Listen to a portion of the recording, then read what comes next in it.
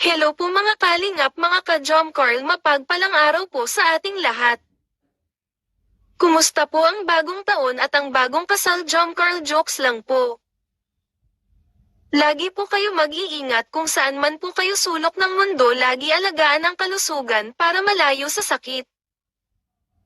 Bago ang lahat, huwag po natin kalimutan suportahan ang ama ng Kalingap, Kuya Val Santos, Matubang Kalingap Rab, Ma'am Edna at sa iba pa po mga Kalingap. Magbibigay po tayo ng reaction dito sa Jomcarl. Grabe, nakaka-inlove talaga ang Jomcarl kahit matagal na ang kanilang samahan. Patuloy pa rin tayo. Pinapakilig ng Jomcarl, ang galing talaga nila magdala sa isa't isa, marunong mag-control na kanilang rules. Lahat ng eksena ng Jomcarl mula umpisa hanggang ngayon, nagbibigay talaga sila ng kasayahan sa atin lahat. Grabe guys, nakakakilig ang Jomcarl.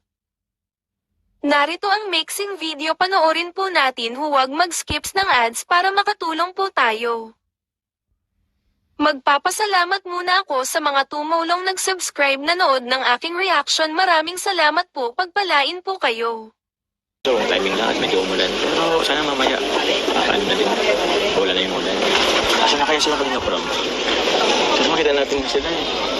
Feeling ko naka-ano yun doon sa malayo. Kanina pa nga yata yung nag-aantay sila. Hinayaan ko, baka mawala yung makeup ko dahil sa ulan.